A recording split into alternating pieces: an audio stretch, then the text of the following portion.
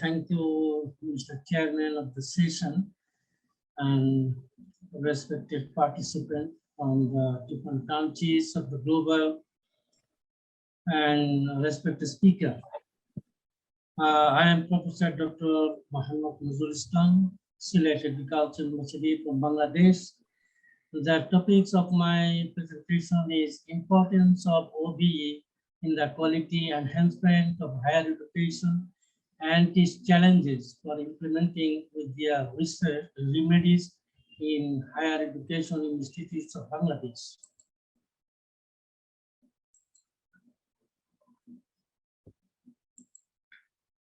These are the outlines of my presentation.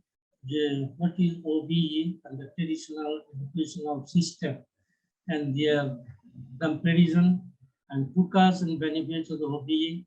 Prof. Nazrul Islam, would you please kindly share your screen in full screen as full screen mode? Yes, now already full screen. No. There is a button in the lower right beside the minus sign. Just click on there. It will become full screen. Or click F5. Yeah, please click F5. Yes. Have you clicked F5? Again, I stop here. Yeah.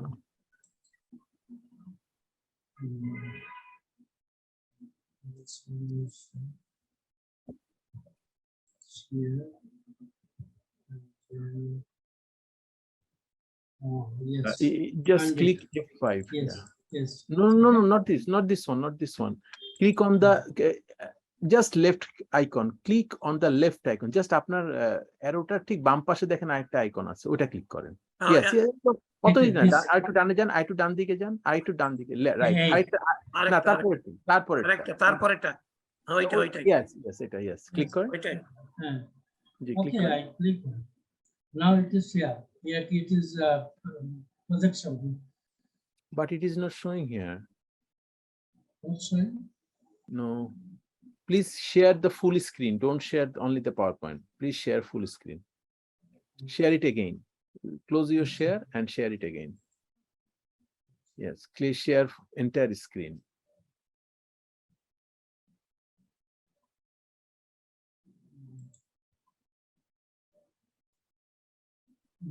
Not same here. Screen. No, not still visible. Share the entire screen.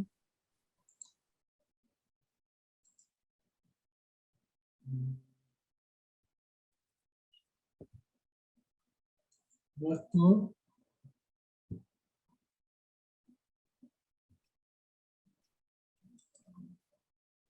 Now? Not yet. Not yet.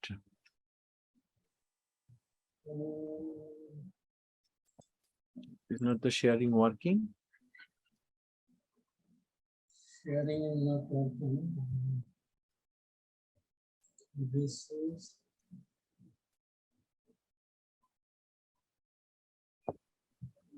is John. Sharing.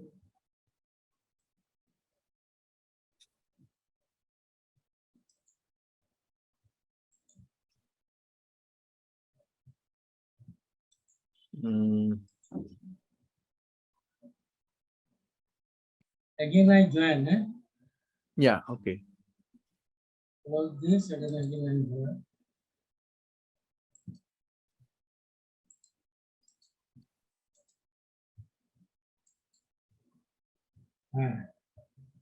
Share it. Go to share screen. Minimize and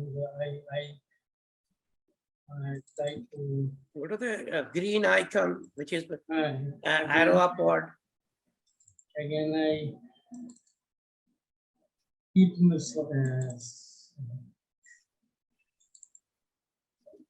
Are you clicking on the share screen icon, the green one? Yes, now again just share this green icon. If you click, it will be shared, or hopefully it will happen now. Share it. share it Why it is and not? share. Huh.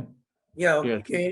Okay. Now, Yeah, now you Now- click the yeah, this that one. Yeah. That one, yes. that's it. Okay. Okay. First do this, maybe this yellow ones to be removed. Yeah, for These yellow ones. the cross. Yeah, this one, get genuine office. Just click them, it will go away. Then hopefully it will work. That get genuine office, that line, and you'll done So দিকে just- দেখেন একটা cross আছে, just click just on cross that টাকে cross. নিচে না এটা উপরে? Cross করেন, উপরে তারপরে উপরে হলুদের হ্যাঁ। উপরে এটা উপরে হলুদের উপরে যে ক্রসটা আছে, এই ক্রসটাকে আপনি ইয়ে করে দেন, মুছে দেন। এটা এটা click গেট, করেন। এটা ইয়েলো কালার আছে না আপনার স্লাইডের হ্যাঁ, উপরে, হ্যাঁ। এটা ক্রস করেন। ইয়েলো কালারের উপরে এইটা এটা। হ্যাঁ, এটাকে ক্রস করেন। আচ্ছা। হুম। এটা তারপরে হয়তো এটা এলাও করবে।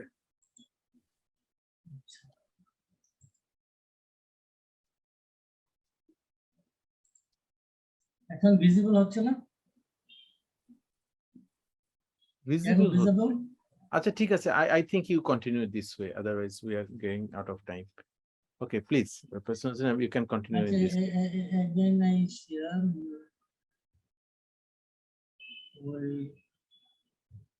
new slide, new share. New share No. Okay. Can you see there is a line, yellow line after the menu, and above the slide there is a yellow line. Can you see that? Get genuine office, written get genuine office. Genuine office. Yes, you can see the yellow Mute, line. stop video, and then participant check question and here, and new share and post share. No. You Yes. see your PowerPoint Ah. screen. In your PowerPoint screen, in the PowerPoint, don't see the zoom. In your PowerPoint, you will see there is a yellow line. We can see that. Actually, again I stop here. No. Oh, I think you I- just continue. The one you are showing, just continue. Here. You just click the share screen again Actually, and continue, no share problem. screen again. Yes. Oh, this close, eh? Yes. Just Yes, you will yes. see a Yeah, close cross করে। on the right. Yes. Yes. Yes. তারপরে Yes. Share করেন। Now click the হ্যাঁ। full screen. এটা করেন Okay. করেন, হ্যাঁ।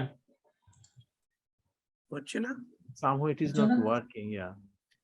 Will you see? Please click F5 in the functions. F5 না? Control Yeah, F5 না? শুধু F5. শুধু F5 শুধু F5. F5. yeah. Hmm. I Just click press করেন, ওটা কি হচ্ছে? I think somehow it is not working. Don't bother. Just please continue.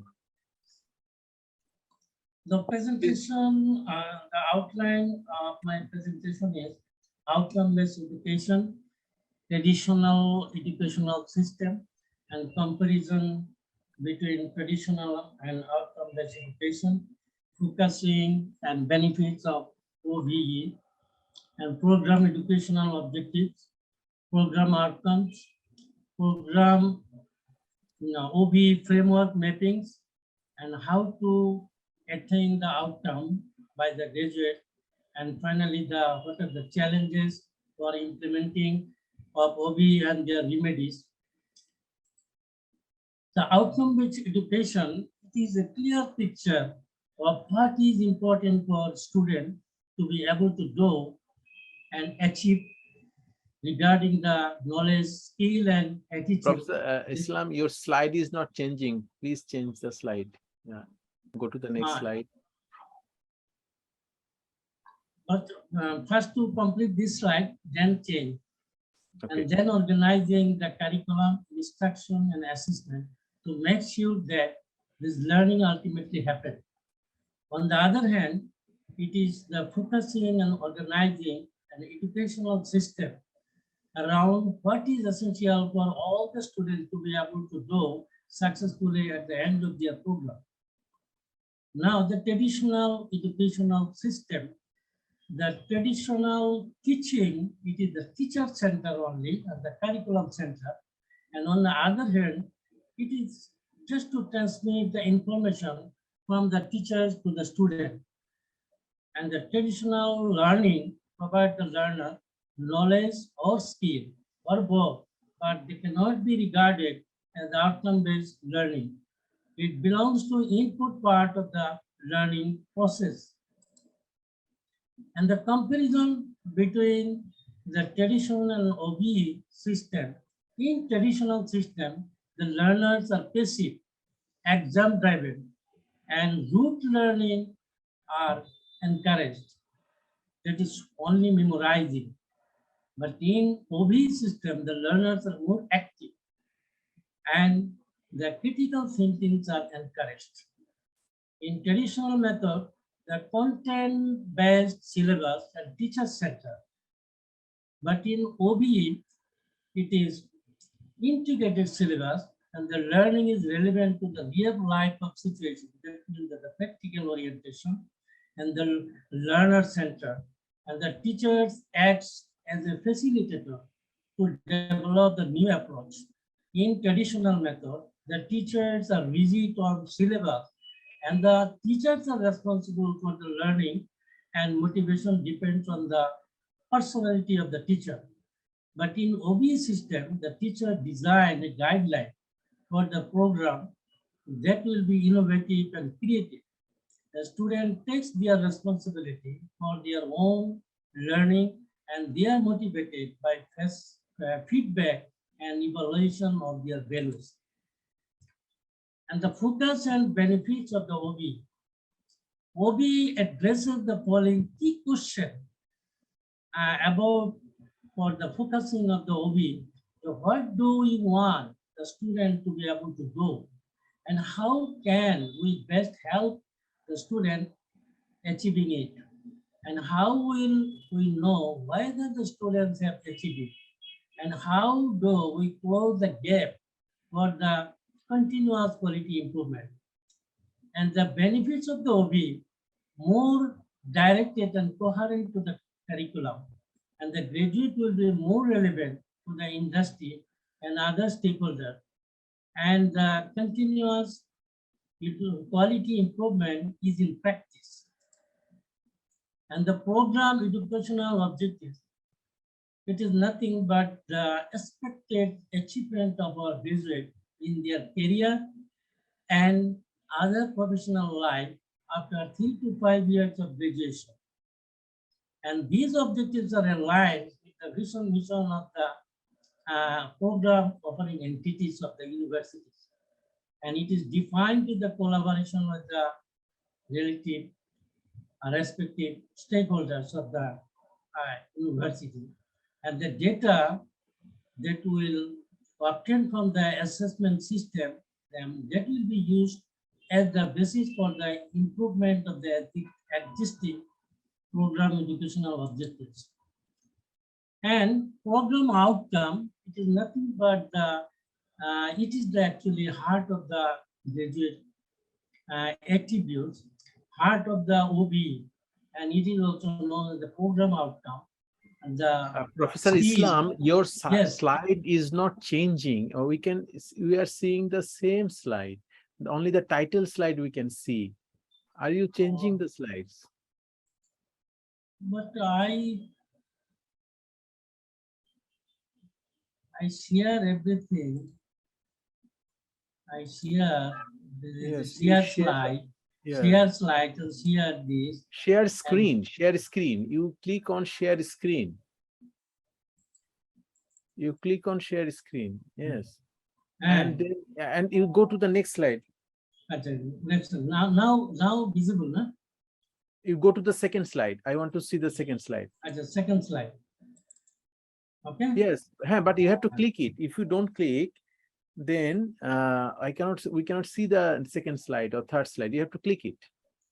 And Okay. now is second slide, and Is this is visible. the Third slide. Yes, yes. So when you're talking, and- just click on the slide. Hmm. Okay. Okay. Please go on. Hello, Nazrul sir. Sir, kindly maximize. His Now- system now- is not sir. working. Sir, you can press Still is not working, huh? the Fn key I and think F5 key at the same time. I think some problem here. So Yes, it is some I problem. one by one slide I see. Yeah. Yeah, Okay. so Osman, his system is not working in full screen mode. Okay, Uh, so we don't. need okay. to say- I describe one by one slide. Okay. Yes. Please go on. Please go on. Now I continue. This is my the title, Hello, and sir. this is the outline of my presentation, and this is already I described about the OBE. It is a clear picture of what is important for a student to be able to do and achieve regarding the knowledge, skill and attitude, and then organizing the curriculum, instruction and assessment to make sure that this learning ultimately happens. And on the other hand, we can say it is the focusing and organizing an educational system around what is essential for all students to be able to do successfully at the end of their program.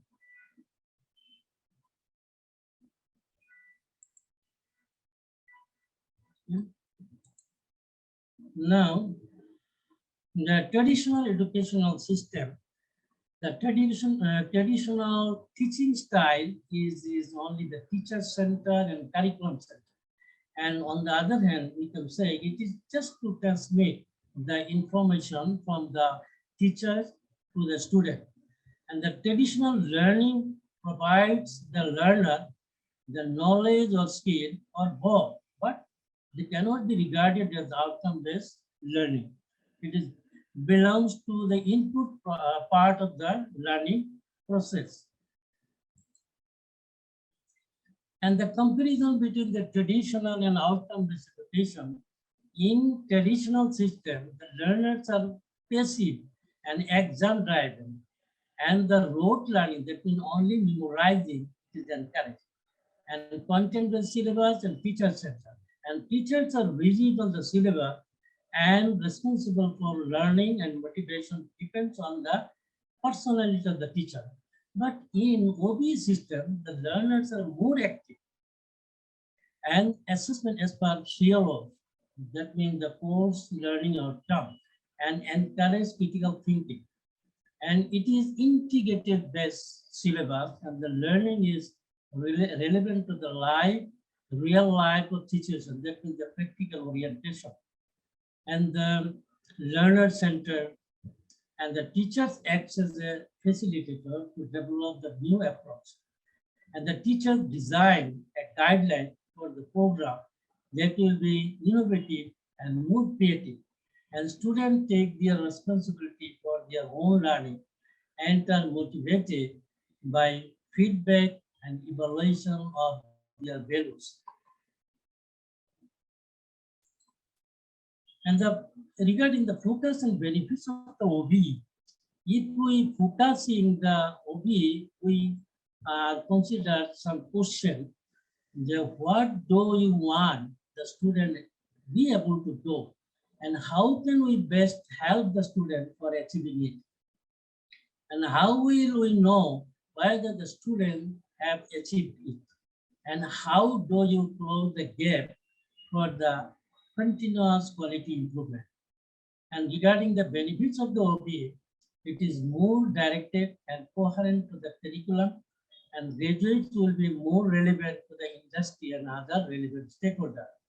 And continuous quality improvement is in practice. The program educational objective, it is the expected achievement of our graduates in their career and professional life after 3 to 5 years of graduation. And the objectives are aligned with the vision, mission statement of the program offering entities of all universities. And it is defined in collaboration with the relevant stakeholders, and the data obtained from the self-assessment process, and that will be used as the basis for the improvement of the existing program educational objectives. And the program outcome, what our student will be able to do or know, that means the graduate attribute or the skill of the graduate after end of their program, 4 years or 5 years program. For example, I mentioned here, according to Washington Accord, for the engineering program, there are 12 program outcomes.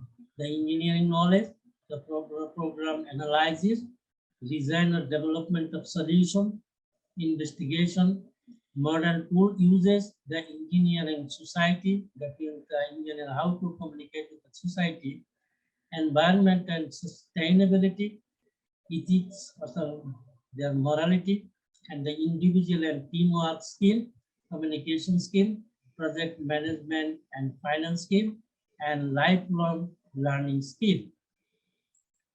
And this figure show the OBE framework mapping. We know all the courses of the program would have their own course learning outcome. And this course learning outcome will map with the program learning outcome. And the program learning outcome will map with the program educational objective. Our target is this program outcome. This program outcome they achieve from all the courses outcome. If you have 5 minutes only, so Yes, cover the it. assessment methods, and this is the continuous quality improvement, and the attainment of the outcome, the process of attainment, CLOs, PLOs, and PEs, and ultimately these are designed by the faculty member and established between the CLOs, PLOs, the fixed value. And overall attainment of the POs is computed by the scoring in a set value. If there is any deviation from the set value, then the system should be improved.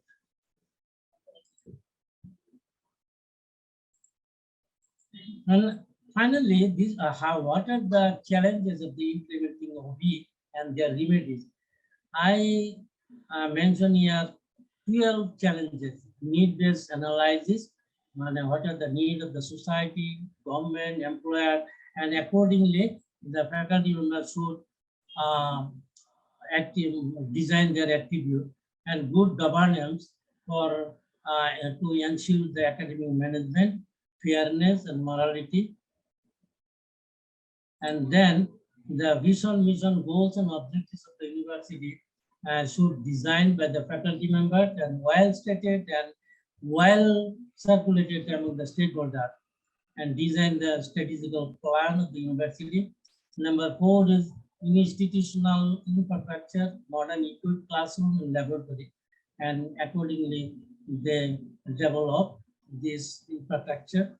And number 5 is to enrich the qualities of the faculty members and their staff by higher study of the training program in human approach, and the enrollment of good quality students should follow the standard recognized and their fair admission test for enrollment, and student feedback by both by summative and formative assessment, and programs progress of the program periodically monitored by developing a software and database of the student, and the activities of the IQs of the university should be activated by their professional development training program, and academic environment, digital library, and research facilities also developed by the state bodies of the university.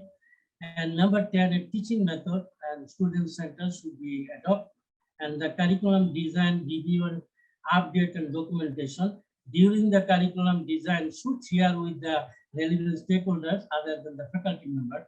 And inadequate research person should be already recently newly established the Bangladesh Accreditation Council. They select the expertise from the different university and train up them, and ultimately they will will play a vital role for producing the resource person. And finally, the conclusion, OBE, it promises the high level of learning to all students as it facilitates the achievement of the outcome characterized by appropriateness to each learner's development level and the experience-based learning. All the faculties of the whole university should improve their teaching learning methods and student assessment as per updated OBE curriculum. All the universities of the nation should frame the OBE curriculum as per the rules of the Bangladesh National Qualification Framework. And finally, the relevant stakeholders of the university are needed to be involved actively for successful implementation of the OBE. Thank you very much. Are there any Thank you. questions? Thank you, Professor Nazrul Islam. If audience, you are kindly requested to put your questions in Vertex questions or discussions tab. So, Professor Islam, you can close your share kindly. Yes. Okay, so we will by this time, Dr. Esther Zarbal has joined with us, and before, thank you. But before her speech, we have Professor Dr. Riaz Ahmed, and Dr. Riaz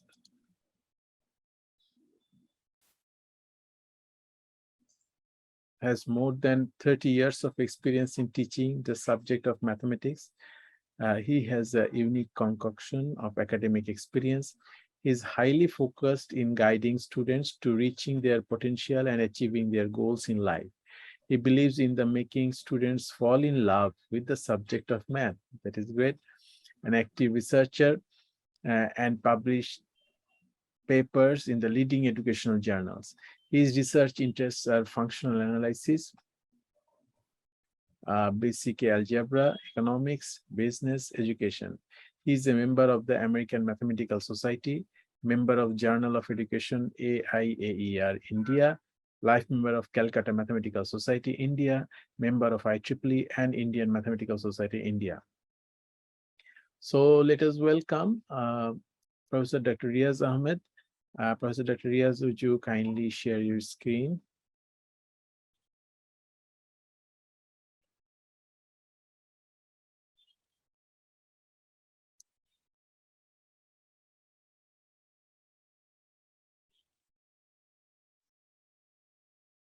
Yeah, great.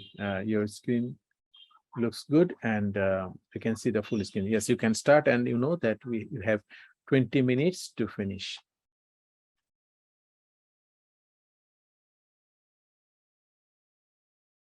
Dr. Riaz, we cannot hear your voice. Please unmute yourself first. Okay, okay. No, thank you. Did you unmute? Okay. Yes, yes. Now we can hear you. Okay, thank you very much, sir. I'm Dr. Riaz Ahmed. I'm assistant professor of Emirates Aviation University, Dubai, UAE. And I have been, for giving me a chance to speak in this, I'm really very much thankful to the organizer for OBE, because it is my first time that I'm going to speak or deliver a lecture. So thank you very much, Dr. Spady and its team. With all this, a very good evening to all the audience and to all the listeners. So I'm going to start my topic. My topic is learners empowerment in mathematics classroom. So these whole statements have the two parts. First of all it's learners empowerment, and where it will take place in mathematics classroom. So we will have to first discover that why actually we need to empower the learners. So we need to empower the learners. Why? This is one of the important questions. So to answer these questions, I will be going through these ideas, okay? Introduction, I will give future mathematics class, shifting teaching methods for learners empowerment, traditional versus learner-centered educations, what is learners empowerment, expectation from empowerment, components of students empowerment, active learning method can empower learners, active learning strategies for empowerment, active learning strategies, active learning beyond the future, and contribution of active learning in the empowerment. And finally, there will be conclusion and the reference. So to begin with, I would like to take you a little back that before Corona, we were just following a traditional method of technique. We are never thinking about the empowering the student because after the Corona, when the digital setup has taken place, the people started to think about that, how the students can be made to learn by themselves. But this was not the only reason for which the learner outcome, the learner empowerment was done. It is in fact because of our complex world require global citizen to have creativity, critical thinking, communication, and collaborative skills. So these are the actually 21st century requirement for which we have to prepare our students to go through them and be successful over there. So they are not only that, they should be ready to willing to tackle novel and challenging problems. And for that, including other subject, mathematics educators should have to take steps as well. So mathematics educators should look beyond the immediate horizon and broaden the realm of school mathematics to recognize the role that mathematics plays in the world. So for the future of mathematics education, we must focus on sharing innovative teaching practices that shows promises in preparing our learners from diverse background with critical 21st century skills. So what are those skills? What are those 21st century skills? I have just mentioned here, there are 12 in numbers. There are 4 C's: critical thinking, creativity, collaborations, communications, and IMT, information literacy, media literacy, technology literacy, FLIPS, flexibility, leaderships, initiative, productivity, social skill. These are the requirements of the 21st century skill, which we have to get it done for the learners. So now we have to go make a great shift in teaching methods for learner empowerment. So we have to do what we have the stakeholders, the teachers and the students. The instructors here in this case should play advising and facilitating role. When the learners are empowered using the appropriate teaching methodology, they feel a sense of confidence, capability, competence, and self-esteem, enabling them to meet life challenges more effectively.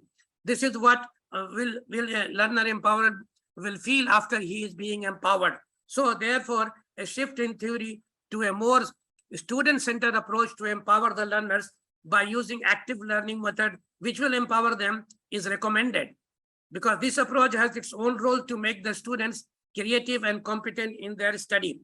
When the instructors are using the appropriate teaching methodology, then the learners are active and empowered in the teaching learning method.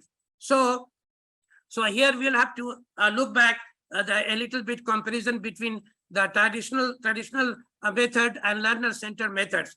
In different countries of the world, education is now moving toward new practices in teaching and learning to make the learners creative and competent, which is active learning student-centered method. That is the traditional teaching method. Lecture is not adequately preparing students for the real world of work. The new practices of teaching that active learning is focused on are creativity and problem solving. This is what the future requirement. So creativity and problem solving, if it is properly implemented, it engages learners in the process of learning through activities and or discussion in class, and it increases learners' higher order thinking as compared to passively listening to the lectures. So we are thinking now, trying to clarify the academic statement of learner empowerment. So what is learners empowerment? Empowerment in the academic setting is the approach and practice of supporting learners to become able to shape their learning and study for a sustainable future. This is very vital, important term, that the education given to them, they should be able to sustain that for a long time. So learner empowerment is giving more autonomy and ownership. This is also another very important idea. We want to democratize this teaching and learning process. So a student must get autonomy and ownership for the learners in their learning in the instructional process, and ultimately produces an intrinsic desire to learn. So because of that, the people, learner will be able to have an intrinsic desire to learn.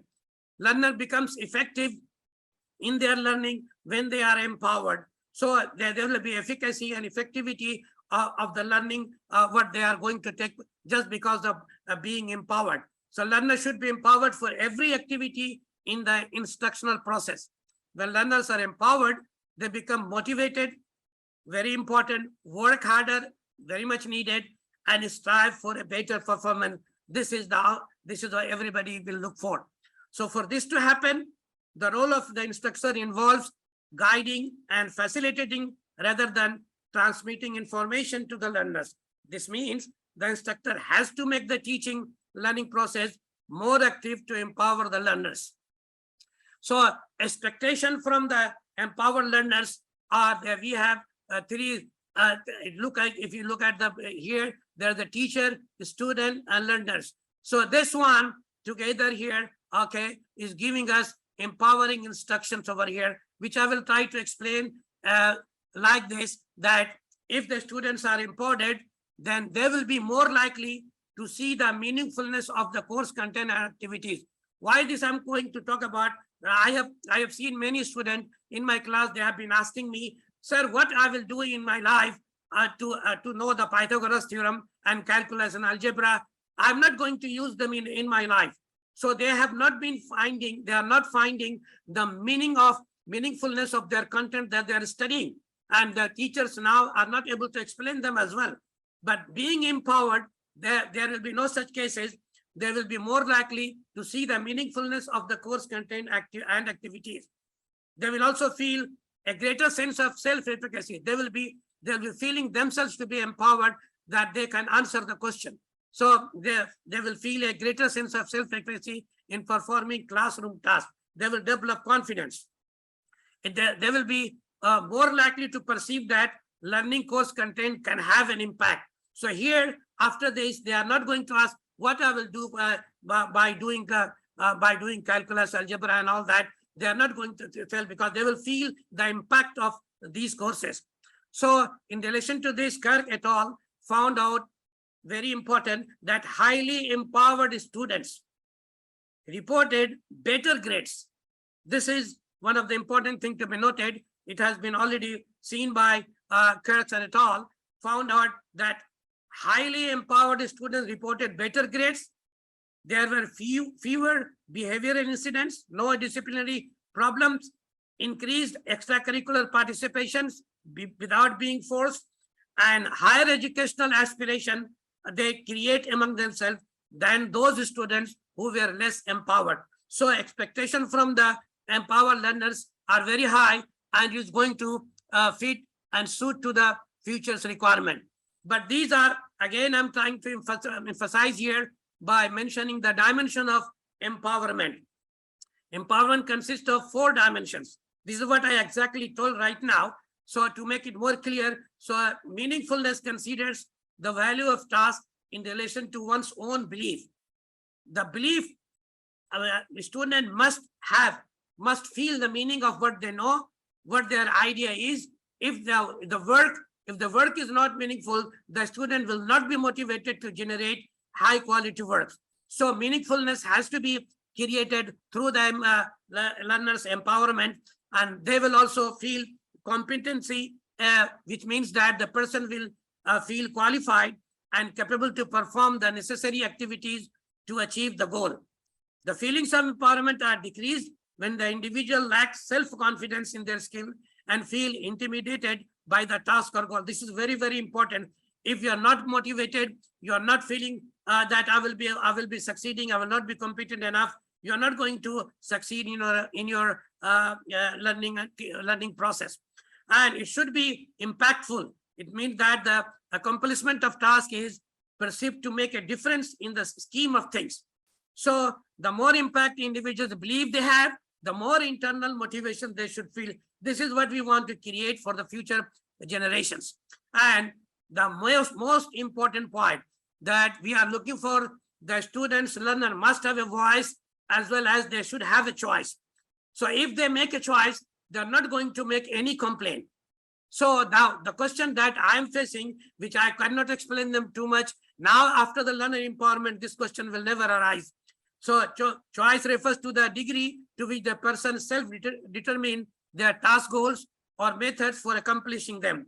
So they will be determining themselves and they will be accomplishing themselves. So this model predicted that great choice contributes to feelings of increased empowerment. So through these dimensions, the student will feel more empowerment and the outcome will be maximize or optimize. So a component of student empowerment are two here. One of them is empowerment through involvement. So this is one of the main thing. The empowerment will take place how? Through the involvement. And another thing is empowerment through partnership. Now partnership with whom? And who will be involved? So firstly, student empowerment is possible only through active involvement in their learning. And the best ways to empower students are to allow them pre-arranged and to let them make their own decision. This is very, very, very vital and very, very important. And secondly, this will not happen. Okay. Secondly, student empowerment is not a one-party activity. It requires genuine understanding and acceptance on the part of the school authority, including teachers and the school administrations. So we are only considering the teachers, but the school administration should agree also on this. Without this partnership, student empowerment in the school setting is impossible. To this effect, empowering students are essential, and the students should have confidence in the knowledge and skill they possess. This happens when they are empowered through a range of assessment methods. So active learning for the empowerment needs how it will go through. It is just like here in the teaching learning process, instructors in higher institution are required to use different active learning techniques. So it will not happen like what that in the lecture method, the teacher is using the same method all over his life, but here a scenario will be completely different. Instructors in higher institution are required to use different active learning techniques or strategies to empower a student in their learning.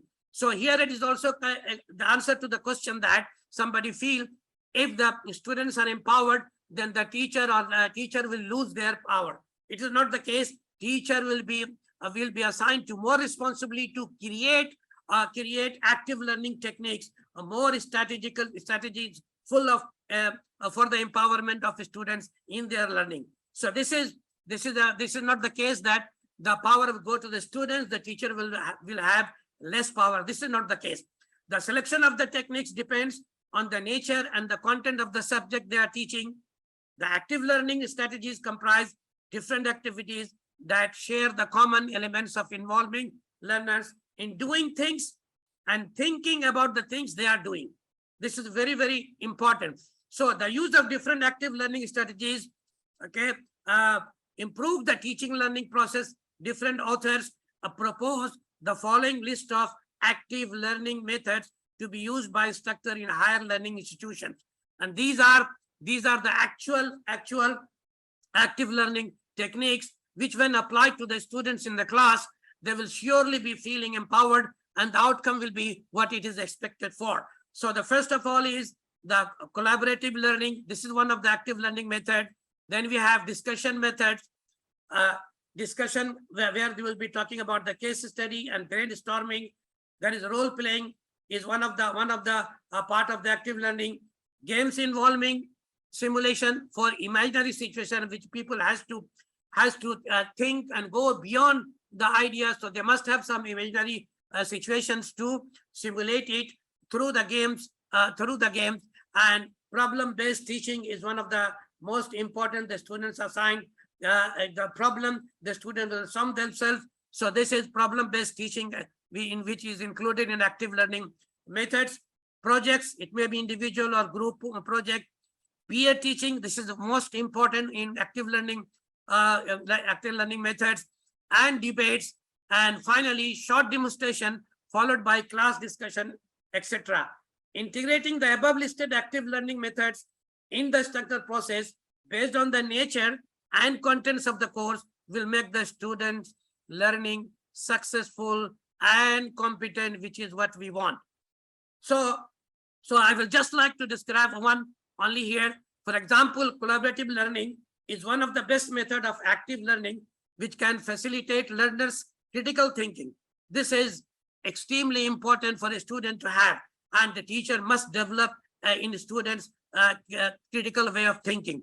Peer interactions during the collaborative learning can be helpful for the learner's development of critical thinking. If you are making them empowered, this is called the think, pair, and share idea. So therefore, as Ethan stated, the above listed active learning strategies increase students these abilities. Number one, creativity, which is what we are looking for. Critical thinking, we must strive for. Discussion or speaking with our students in a small group or with the whole class. Exploring personal attitudes and values. Providing and receiving feedback. Expressing ideas through writing. So this is one of the very important things. The students, when they are involved in active learnings, they will be getting their feedback through the teacher time and again, okay? And they will be able to express their idea through writing. This is also one of the very important ability the student must develop to express themselves. So in this strategy, instructor provides opportunities for learners to apply and demonstrate what they are learning. In addition, they provide opportunities for learners to receive feedback from peers and the instructors. So in general, the active learning strategies have the following characteristic in promoting students' learning in the classroom. The students are actively involved in the instructor process more than just listening. Very important perceptions. More emphasis is given on advancing student skill and less given on transmitting information. So a student is expected to be empowered. So what is the contribution of active learning for empowerment? The active learning methods that the instructors are using, the classroom have the huge contribution to the empowerment of learners. To empower students in their learning, instructors should apply multiple strategies in the classroom and in the field. So it is going to do, if the instructor use different strategies of active learning, the involvement of the student in their learning becomes high, and there is a chance for the student to be proficient in their learning and real world of work. This is very, very important. If the students are actively involved in active learning process, using different strategies, they develop higher order thinking, a very much important skill to be needed in future as an analysis, synthesis, and evaluation.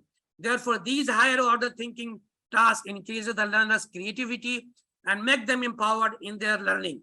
Critical thinking is one of the skills in which student-centered learning promotes, and this learning approach shifts the focus of power in terms of what is learned and how it is learned from the instructor to the student. Therefore, the development of higher order thinking skills, critical thinking skills, creativity, and competency is the result of proper implementation of active learning, and this empowers students' learning study. So it is also going active learning beyond the future. Students are involved, develop their higher order skills. Students are actively involved in different activities, writing, discussing, and reading. Emphasis is placed on the learner's investigation.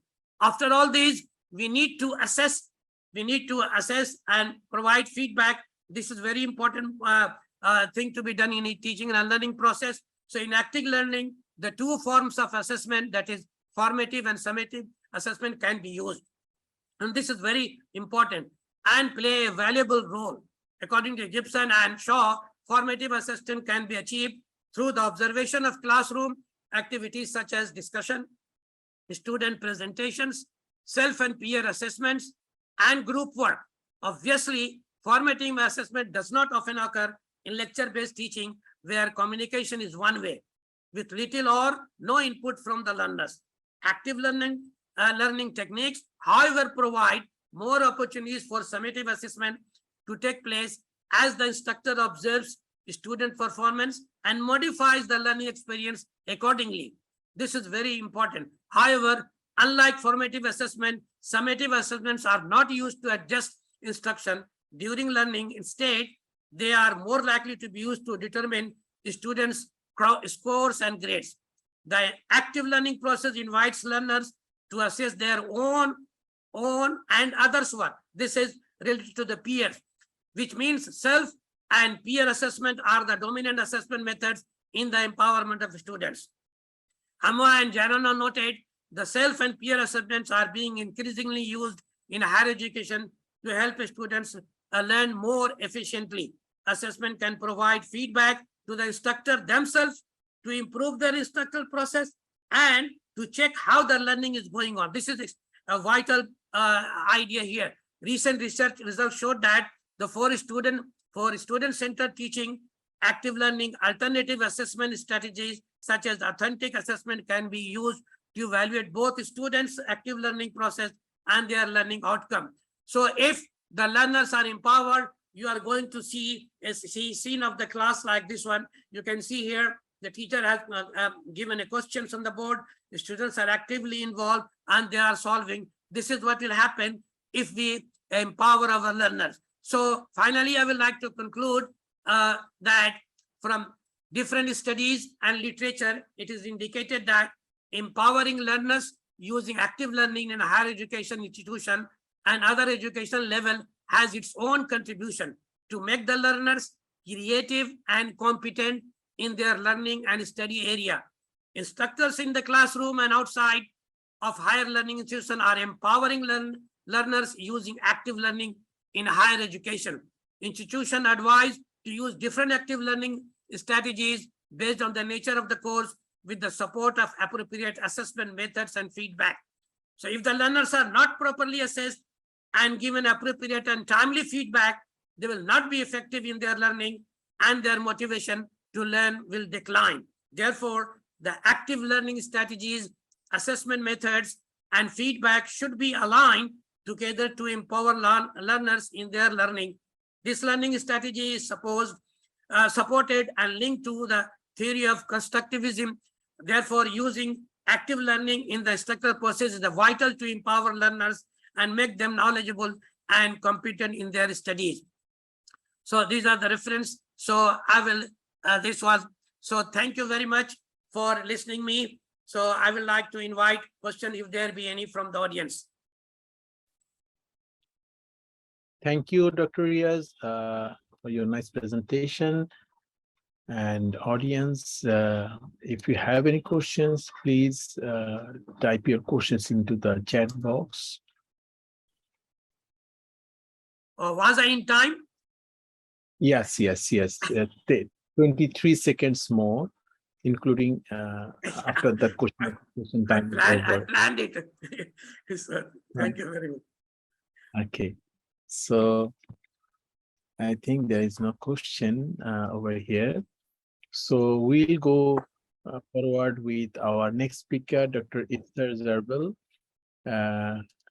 Dr. Esther Zarbel is an experienced academic coach working in the higher education industry as a passionate educator, former astrophysicist, and devoted faculty coach. Esther works with academic leaders to design and offer a variety of professional development opportunities for faculty to enhance teaching and learning. The objective is to support faculty in teaching students and create a ripple effect. Faculty will explore instructional strategies that will better prepare their students for the challenges of the 21st century, provide students with the tools to learn more effectively, and empower students to live through truly significant lives. Yes, very interesting what Dr. Esther is working on. So I request Dr. Esther to start with her presentation. Risa, you have to unmute yourself and you have to share your slides. First, unmute yourself. Okay, I unmuted myself and And sharing your slide is needed. I am sharing my slides right now. Can you see my slides? Still not. Still not. I've I can see. done. I can see Oh, okay, you can see my slides. me. I don't Yeah. know the server, sir. Yeah, it is coming. It's coming. Yeah. Okay, tell me when it's there, and I'll start talking as soon as Yeah. I get the green light from you. Yes, yes, you can start. You can start. I'm Okay. seeing it. So I'm talking about a project on reforming education for our learners. Oh my God. And more specifically, I'm going to mention the community college initiative.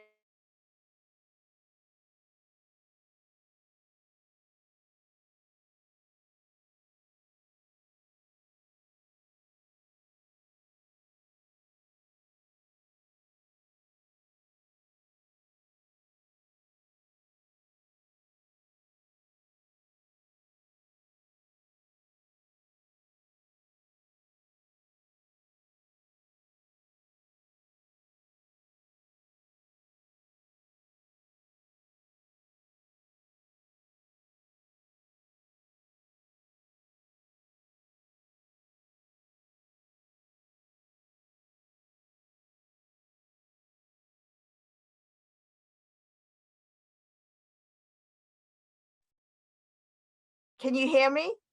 Yeah, yes, now I can hear. Now Okay. we can, but your voice was for a certain time was in not Okay, I'm going to go back one slide. Yeah, that's good. So I'm working for Learning Ledgers, and Learning Ledgers is a not-for-profit organization. And it is devoted to transforming education in general. Initially in Massachusetts, on Nantucket Island of Massachusetts, hopefully nationally and maybe even globally one day. And why should we care about this? The problem is curricula are outdated. We teach the same way as we taught about 100 years ago. In addition, and I want to quote Dr. Ahmed's talk, we actually have different ways, different pedagogies, and different instructional methods of actually ensuring that students learn, as opposed to talk at them. We focus on students actually learning the content by empowering them. So outdated curricula, outdated instructional methods, and then there are generational differences, and then technology started. And with technology, the different jobs started. And the problem with different jobs is that professors still teach the same way as they taught in their own time. However, students now need a different set of skills, and these sets of skills are essential to succeed in today's jobs and in jobs of the future. So what happened over time is educational models drifted and changed. And right now we are in the middle of a crisis globally in many different countries. And hopefully soon there will be a revolution followed by a paradigm change. So that's what we're trying to get at. And why do we care about education? Well, I can only quote other people. For example, Nelson Mandela: education is the most powerful weapon which you can use to change the world. So, and in my opinion, education is the key to living a better life for every individual human being. Through education, they can bootstrap themselves out of poverty, out of crises, and out of bad situations. So What Learning Ledgers is, it's a not-for-profit organization, and its mission is kind of pretty simple. It is to raise the educational bar through innovative curriculum, through experiential learning, and through online and face-to-face training. And ultimately, our vision is to transform education for students and young adults and position them for success in the 21st century. So that is all of the big blurb. So who do we work with and who are our stakeholders? And that is really a big population. In fact, it's every single person. So I can only quote Barack Obama, who said education is a reform in education is the responsibility of every single American, actually global citizen, I should say. Every parent, every teacher, every business leader, every public official, and every student. In other words, of every single person. So we need to do this by addressing not just students, not just teachers, but whole institutions and whole businesses and whole government institutions, as well as anybody else. So this here is a movement that concerns all the people on this globe. And the way we do that is we focus on instructors, we focus on educational institutions who house the instructors, like K-12 schools, primary, secondary schools, as well as universities. And because we need to make sure that students are actually prepared for the real world, we need to make sure that the skills students learn in educational institutions are those skills that are actually essential in the business world. So what do we promote? We promote reformed education for all learners, and in short, we're promoting REAL initiatives. REAL is an abbreviation for Reformed Education for All Learners. So reformed education incorporates a lot of different components. And the most important component is, or some of it is relevant at preparation for life and career, experiential learning opportunities. It has to be forward thinking, and it has to be for jobs of today and of the future, not for jobs of the parents' generation or of the teachers' generation, but for jobs to come. It needs to be blended learning, incorporating face-to-face as well as online in a really synergetic way. We need to revise our pedagogies, and I can talk about pedagogies and the revision of pedagogies forever and ever. Again, I want to appreciate Dr. Ahmed's talk on active learning. And I want to add that we need more meaningful curricula. For example, what is missing in today's curricula, at least in the US, is everything about ethics and morals, is everything about civic education, are things about economics, things about statistics. For example, just to quote Professor Islam, math is really important and calculus is important, but what is more important nowadays is dealing with big data, so we need to know about statistics. So curricula need to change in a big way.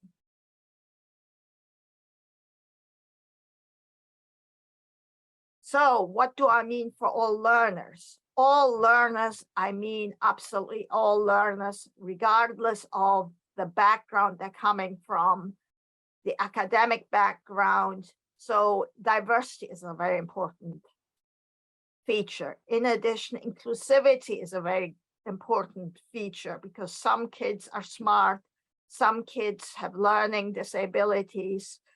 Einstein had dyslexia, yet he was able to really do very well. Students with ADHD, I mean, you count it all. There is nothing such an average normal student in the classroom, and we have to address students with all different modes of learning and knowing and being. In addition, we need to make sure that students from all different classes, specifically economic, social classes, can attend class and that education is equitable. Finally, it needs to be accessible to students of all locations, whether it's cities, whether it's on islands, whether it is in rural areas, whether it is in areas where there is no internet. We need to create education for everybody. So that is enough blurb. What I want to do is next is focus on why we should care about that and what the problems are. And I'm going to summarize a few problems in the United States, but many of those problems are applicable globally. And then I'm going to talk about why we care about community colleges and about best approaches. So the US, according to statistics, and you can read the slide and the references, the US used to be top in its class 50 years ago. Today, it's dropped to being very average. I'm not saying it's good or bad. I'm just saying that's the state of affairs. Next challenge is, if you look at this graph, especially towards the end of this graph, you see that in the US, only 1/3 of all people have a college degree, which means 2/3 only have a high school diploma, if that at all. And I think the US is sort of leading with making sure people get a college education. So in other words, university education, college education, a bachelor or some higher education is relatively uncommon for the general population of people. So what we're trying to do is we're trying to address the average population. And the average population, the middle of the road citizen of the world, actually does not earn a lot of money. In the US, what happened is the middle of the road American never got above $16 adjusted income. In other words, unless you have a bachelor's or even higher degrees, you're not going to earn a lot of money on average. I'm not talking of individual cases. And now the challenge of this is in the US, education is not affordable anymore. For example, community colleges cost $18,000 per year. Public educations cost $27,000. Four-year colleges, private ones, $44,000, and private colleges, $56,000. Now that is a really big problem just because the income of the average American citizen family is $67,000 annually. So a normal family with 1 or 2 kids or 3 kids or more kids has only $76,000 for the whole family, and college education of the cheapest type of college, the community college, is $18,000.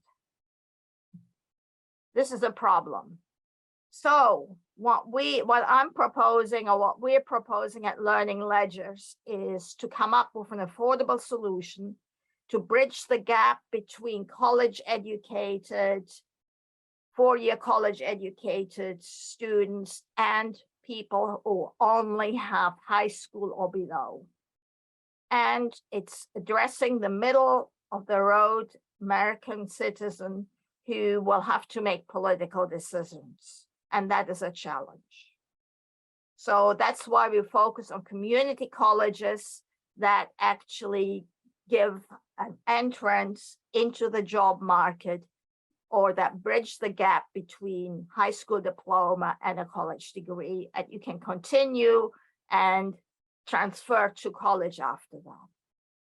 And this is what we're doing. We're offering online classes, and I'm going to tell you more about what that entails. And we're offering experiential learning opportunities.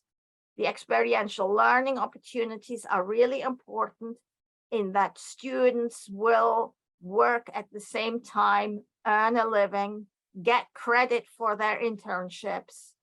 And if they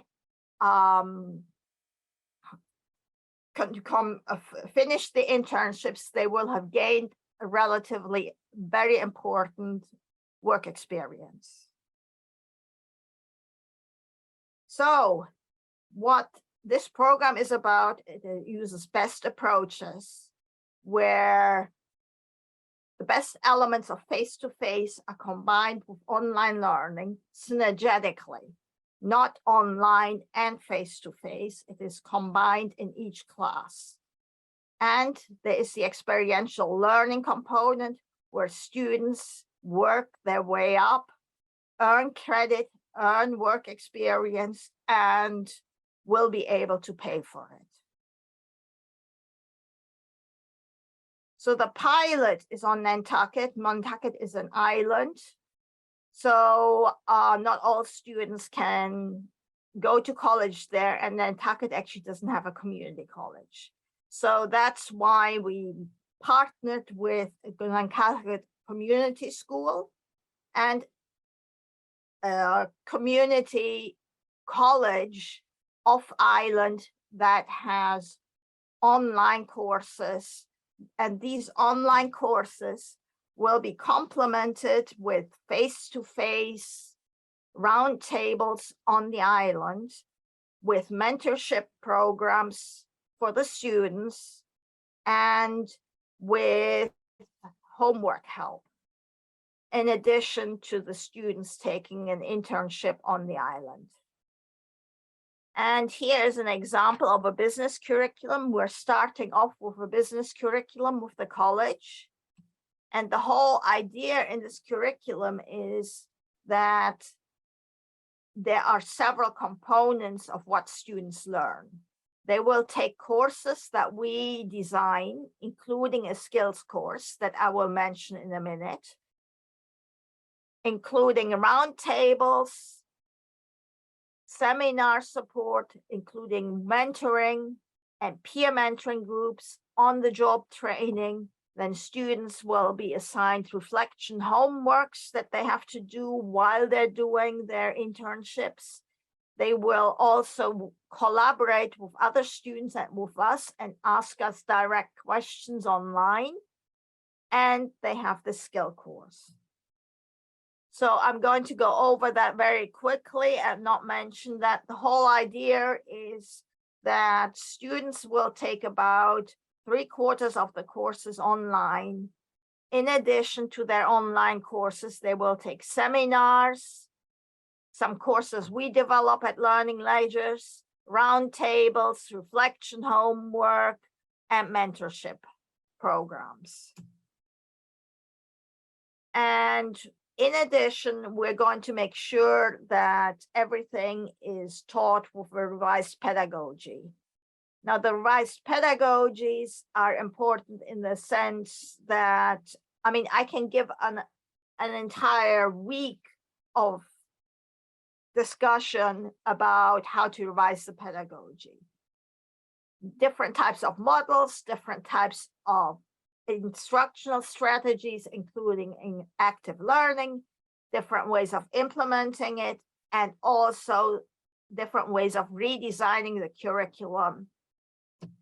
So just to quote Dr. Ahmed again, the purpose of instruction is not about instructors, it is about the students. Students have to learn. We don't talk at people the way I talk at you. that is a way of transforming information. It doesn't ensure that you actually process the information, learn from it. It doesn't ensure that you think critically when I talk at you. So all of that is important in the sense that students have to learn how to learn. It's the students who do the learning. It is not the instructor doing active learning from outside. They have to do the hard work. So education is all about the student, and it is all about empowerment, as we heard. First of all, you have to inspire the student and promote their curiosity. Once the student is interested, then you have to inspire or motivate the student to want to learn more. Then you have to provide the schools with the tools of how to actually learn. Following that, you have to guide and support the student in the process of learning. And you have to promote deep understanding. You've got to go deeper into the discipline or into the skills. Superficial is not enough. Critical thinking is not enough. You have to go deeper. You have to challenge students to go beyond, and you have to coach students. I'm actually also a coach, and the whole idea is that you have to coach the students in learning how to learn. And ultimately, you mobilize and empower students to do it on their own. So what do we do as educators, and how do we make sure that students learn? You basically focus on skills. And the types of skills students need to learn are hard skills, people skills, personal skills, cognitive skills, technology skills, and business skills. And all of the skills-based stuff is actually another huge big PowerPoint. The idea is that hard skills are everything that you learn in college.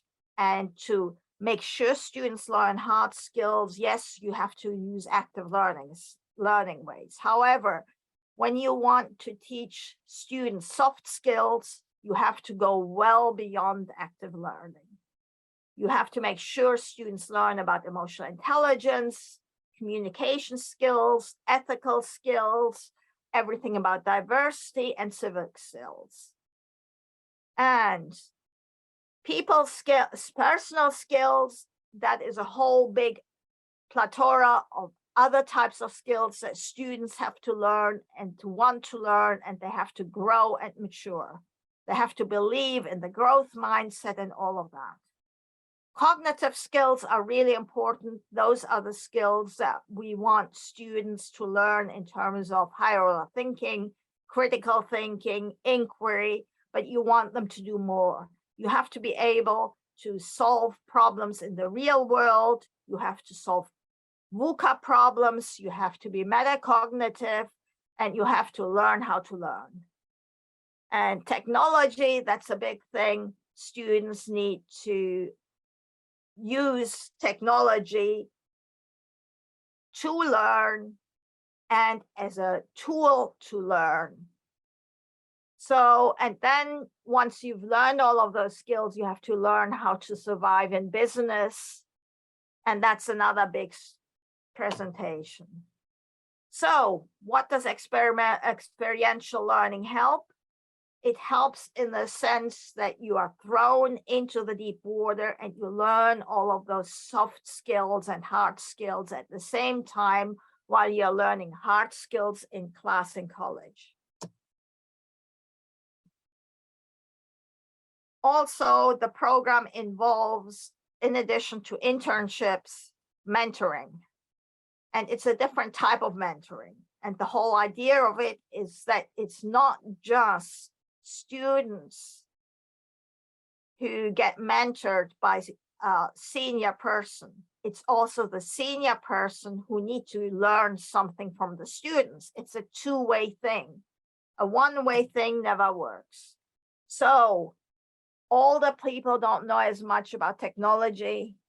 However, they are very wise and they know a lot more about living in life and learning and working. Younger people may know technology, they're entitled because they think they know it all, but they don't really. So, but they do know more technology. So basically, younger people teach technology while the older people teach words of wisdom to the younger ones.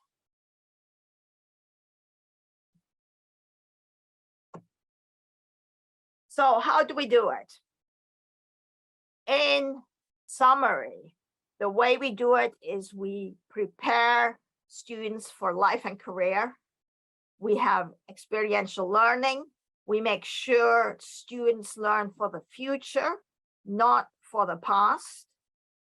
We combine online and face-to-face. We revise pedagogies. We design meaningful curricula.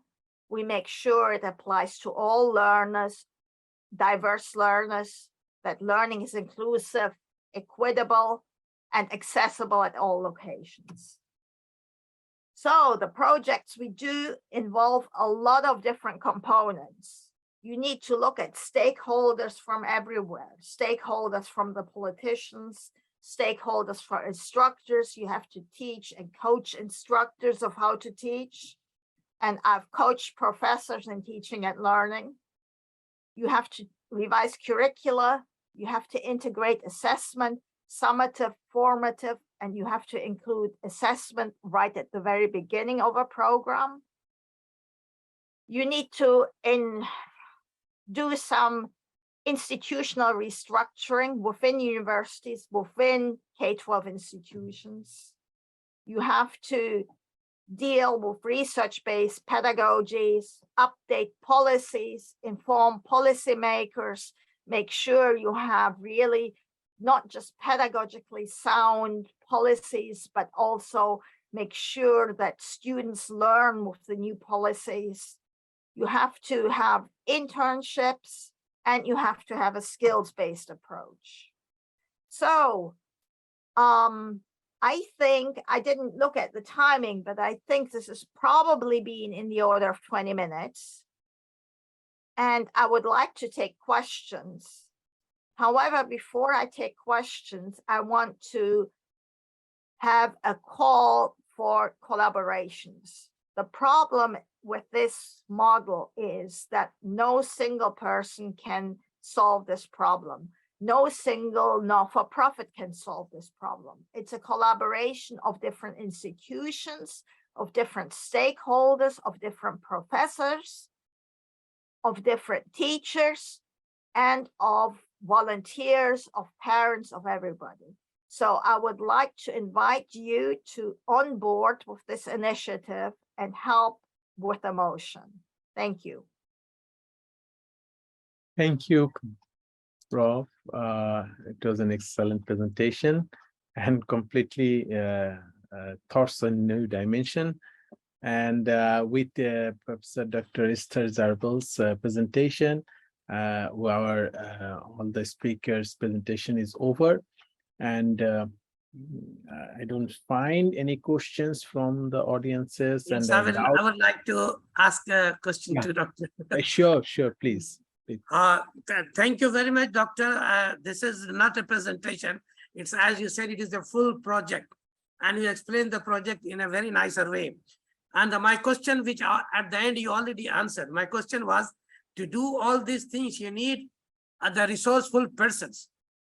Okay, as you just requested us to be a part of the team, but it is going to be really a big issue. You have already pointed out, mentioned the economical situation of the people in America, and also you have mentioned about the Barack Obama's call for the development in education. He has mentioned on all these things, but after the Barack Obama's lecture and invitation for upliftment of the teaching and learning process, the TIMSS and all these education came into the being. But you might be knowing that they are still not being able to be applied everywhere because of the deficiency in the resourceful persons. There are no curriculum, not too much of a resources are there, so that it is not being applied at many places. But although it is a fantastic course, and it is relevant to the 21st century skills, everything. But just because of a resource, there are no too much of resources to apply. Otherwise, it has not gone beyond even America, those teams, studies and all that. So according to you, as you said, what we can do, okay, in order to help you out as a math professor, what I can do for you to be a part of your program or project. Okay, so I would like to listen to you from. I think I made my question clear. I would like to listen from you. Yes. Okay, wonderful that you're interested to be on board. We need resources. And when we talk about resources, I think you're talking about money as well as creativity between all of us who are interested in helping with this movement. We need resources and support from politicians, from policymakers at the bigger level, from departments of education, from whole countries and departments of education of whole countries. And in terms of resources, I try to make a little bit of systemic difference from within the university and from within K-12. And it is very difficult to do that within the system. So that is why I went out and created my own not-for-profit. And my not-for-profit is going to depend on individuals and making donations. We are applying for lots of government grants. We are applying for specific philanthropy grants. And there are quite a lot of philanthropies and other not-for-profits who may be interested in supporting this. And we are applying for donations from millionaires and billionaires who want to make a difference in this world and leave a legacy. So we are looking for funding for both the public and the private sector, because you can't do it just from within the universities. So that's where the resources and the money come from. Hopefully it's going, if we get more people on board with this motion forward to transform education, then even individual smaller people being the students themselves will jump on board. Does that answer your question? Yeah, it's good. I got it. Okay. But there is one more thing, as you are talking about, will involve the corporate person to pay you the money. But as you know that these corporate people, and you have also pointed out, they will also look for the business. So if they come over there, then they will include their business over there, and maybe it will go in a wrong direction. What's your opinion about this? Okay, the way we've set it up is businesses want qualified workers. Businesses are interested in investing in initiatives that train students so that they can work in their business more effectively. So that's why it's a collaboration between the corporate world and businesses, in addition, as with universities. Good. Okay. Thank you very much. These were the two questions you have really given. You have taken a great project. I should say, may God bless you and help you in getting it done. Okay. So if I am required, I will be ready to help you as much as I can. So it was really great to hear from you.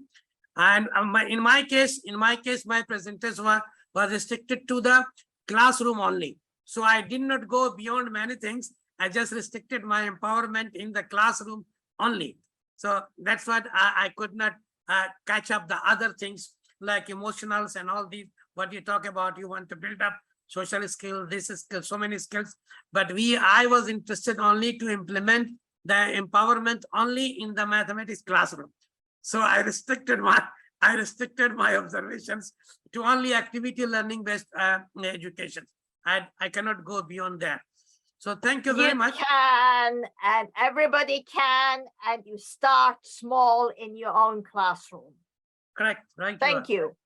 I have one question to Dr. Sure, start. sure. I want to know what is the difference between pedagogy and andragogy?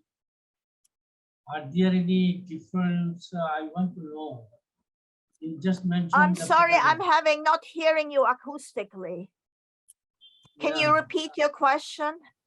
Yes, Uh, I want to know what is the difference between pedagogy and andragogy? Oh, the same thing. Pedagogy is for K-12 and young students. Andragogy is for adult people. So my question is, sometimes the people, they have given the emphasis in the university level. Is it okay, or we should give the emphasis regarding the teaching learning of the university level is andragogy? What's the Yeah. important? It's all important. Both of it is important. Hmm. And I find at the university level, students have not learned in primary school and middle school and high school what they should have learned before they come to college. Yeah, So it's a bit of a catch up in college. both the two system are, it is the teaching learning style. One is for the children and another one andragogy for the adult student. Okay, Yeah, thank you. thank you. Okay, it was nice, and all the sessions were very informative. We started with Dr. Islam's, where he mentioned some of the challenges he's facing in Bangladesh, and hopefully all these talks will help him to find a way out. And next comes Dr. Riaz's presentation. It was really nice to see that a maths teacher is doing some active learning. Really was very interesting, because as far my understanding goes, the students really gets too bored with mathematics classes. But yeah, I'm still wondering, and I still curious to know that how he is managing active learning in the maths classes. I understand it's very difficult. I will share you my video, sir. You have your video? Yes, you can. You I will can. share you my video. Inshallah. If it is a small one, you can share. And finally, Dr. Esther's talk, it was an eye opener actually, because just few days ago I visited US, and I was astonished. I was very surprised to see. I asked many of the general people, and most of them said that they cannot afford a college education because that is too costly. So people are getting into jobs. People like ages of 25 to 30 years are into doing jobs, but they can't afford to go to colleges even. So after finishing high schools, they are in jobs. And now seeing her presentation, now I see that the situation is far worse, and the way she is trying to mobilize a new thought in the education, it is a paradigm shift, I believe, and I hope that using the technology like IT, we can reduce the cost of education and make more people involved in here. Thank you, Dr. Esther, for your nice presentation. Anyway, it is fine that we can share each other's emails so that we can all collaborate among ourselves.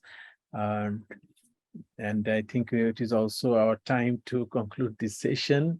Thank you for all of your nice presentations. Hope we will meet each others again, and we'll keep on doing collaboration among ourselves. Thank Please you. do Thank send you. me your email address. Send me Yes. email just to have conversation later on, so that to be in touch. Yeah. Yes. Yeah, my email is given in the chat box. Yeah, I have noted yours, but I didn't get others. Yes, here Dr. Istar has been given. It is ezarbel@gmail.com. One Because- second, let me check. You just go a little bit upward, and Professor Nozul Islam, would you please share your email? Yes, Oh, okay, 1 minute. on behalf of our group of speakers, we would like to Wonderful. thank Dr. Hassan Sarwar. Very nicely, successfully you completed our session.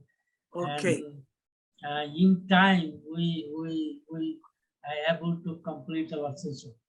Thank you. And Dr. Riaz also, very nice presentation regarding the mathematics. Actually, very interesting subject. thank you. Thank you very much. All of you are very nice and interactive and very actively session is concluded. Thank you very much. Thank you. Thank So, you all. when are we going to get this record, sir? Recording of I think it will be available into the Vertex. Anytime you get in and you will see the recordings. yeah, okay. Okay. Okay. Thank you. Thank you. Okay, Usman, thank you. thank you. And Usman, you can end this session.